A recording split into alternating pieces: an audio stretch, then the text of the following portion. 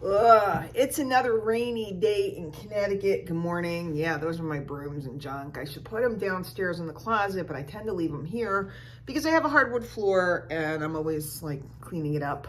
So I'm lazy. Good morning. It's Diane. It's day 5. I think it's day 5. I probably should start looking before I do the videos because now it's going to start to confuse me. Really good day yesterday. It's been a good week so far. It's only Wednesday, but it's been a really good week so far. I've put out more content in 3 days than I've probably put out in 3 years. So between these videos and all the short videos I'm doing, and I did the webinar, and I'm doing live audio every day, which actually I'm really enjoying. And today I want to talk about you're always having epiphanies as you go. You're always having epiphanies.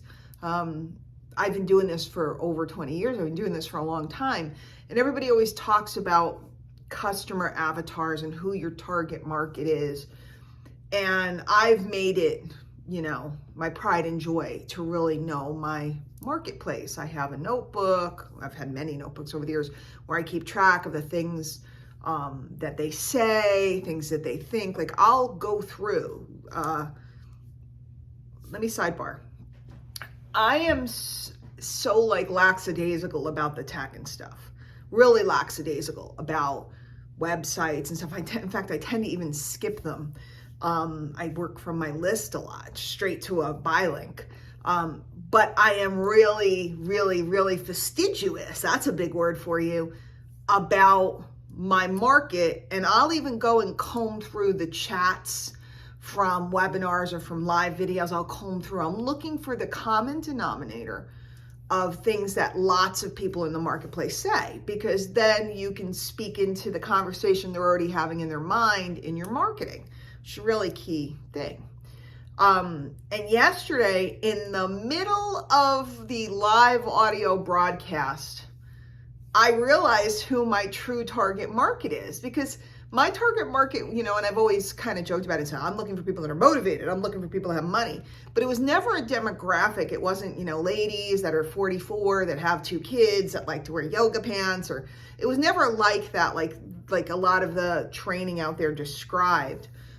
It was more motivation based. And I've talked about this a lot, but I realized my market is people that are having a marketing awakening. They're generally people that start through a network marketing path like I did, and they're going through the motions and they're making the list and they're doing the thing, and they get frustrated, and then they turn to the internet looking for other options, just like I did. And then all of a sudden they discover a whole other world. The marketing for my company was wear a button. That was the extent of the training. Use the products, wear the button, and talk to people. And that's all they ever preach. That's what you were supposed to do. And I did it, and then I hung up flyers and stuff and all the different things that the organizations were doing. But corporately, that was the extent of the training. Make a list, invite everybody see what you can get, and then after that, you wear a button. And when I discovered, and I remember doing this late at night, I would sit, well, not late, but late, like late for a mom, okay, like 10 o'clock, not like middle of the night. I would sit and I had I used to do floral crafts. I used to make like wreaths and arrangements and stuff and sell them at a craft mall. That's very 90s, a craft mall.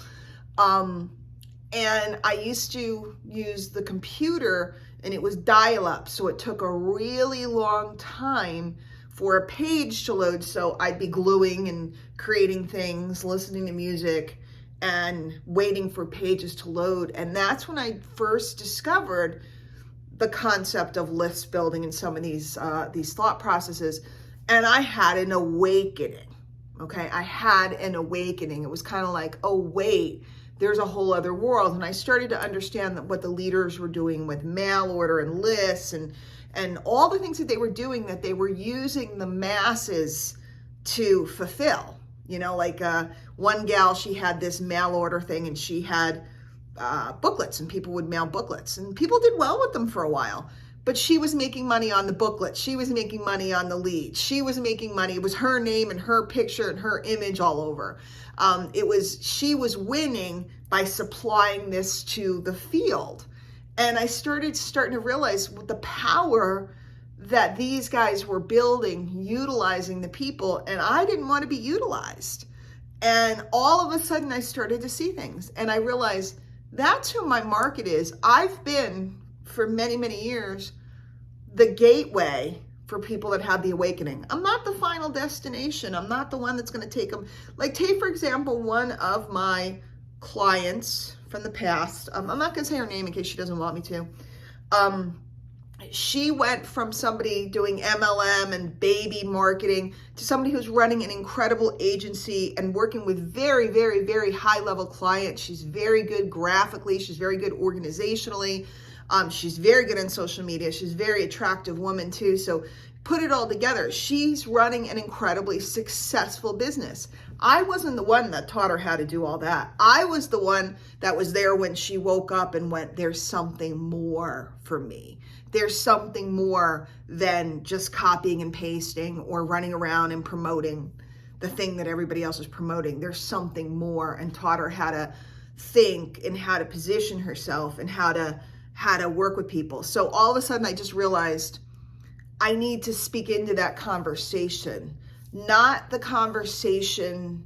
By the way, why am I telling you this while I'm talking to myself? Remember, these videos are for me. I'm just letting you be aware. But I'm telling you because I want you, if you get quiet or if you're in the flow of the work, you're gonna hear people show up in your life that could be your teacher, because you're gonna hear them, and the connection's gonna be different than just hearing a training. And you're also gonna just have these epiphanies, and you're gonna go, wait a minute, I could do that. I could do this, I could do that. And when I started doing all this stuff, it made it so that I only had to work so many hours a day so I could be with the kids, but I can make a full-time living and then eventually a big living. So it was pretty cool. So I'm realizing now the conversation about just getting leads or building websites or whatever, talking to folks that are, they all think they want to do the next thing, but some folks really have a motivation and a dream, and they need the gateway. They need somebody that helps them understand the concepts so they can move on to the next plane. I've always known that my kids, so to speak, were meant to come through me, learn from me, and move on. The ones that will be the really successful ones. So marketing, awakening, the sudden realization that there's another level to operate on, another plane to operate on. I just thought that was cool. I'm sniffly. No, I'm not COVID-y. First of all, I haven't been around any people. Well, Christmas I was. I think it's just like sinuses in the morning. I know it's gross, but you're hanging with me in the morning. So today, another busy day, but I wrap up by 4, which is good. I have audio broadcast. I have, lots of content creation. I made a bunch of TikToks last night. If you're not following me over on TikTok, please go, search Diane Hochman and follow me. Give me some likes and comments, please, or watch my videos all the way through, because it would really help me get some traction. I am still focusing on just the habit of making the videos every day, but I did do some extensive market research yesterday and figured out some of the things that are really working in the marketplace, some of the things that people are really attracted to. So I'm going to start mixing in marketing content now. The videos that I'm doing are just silly and fun, and they're really getting great traction on Facebook because I already have an audience there, but they're getting nothing over on TikTok because nobody knows me and nobody cares. So I got to start providing something, and here's the key. No matter what platform, you got to provide something that's of interest to the audience. Right now I'm doing, filters like what's my new year going to be like, or yesterday I did one with like ridiculous makeup filter where I looked silly, and that's fun. People that know me laugh and enjoy it. People that don't know me, they don't care. They want the goods. They want to know, how to make money, how to do this, how to do that. So I got to work on that. So I think that's it. I'm going to go meet up with my Swami advisor and then do the 10 a.m. broadcast. If you haven't caught any of those, they're really good. And today I'm going to talk about marketing awakening, I think. I don't know yet. That's one other thing. I don't pre-plan my talks and structure them and stuff like that. I just start and see what downloads. I trust the universe, so. All right, I'm gonna go be a snifflehead. I will see you tomorrow. If anything's going on for you, just feel free to comment or message me here on YouTube or over at DianeHochman.com. Make sure you're on the email list. Give me a like, give me a hug here, a virtual hug on YouTube. Let me know, do you like these? Should I continue to make them, or should I just do them for me privately? I want to document this. I want to look back on it. But I just thought there might be some helpful things for some of you out there. So, all right, I'm going to go. Bye.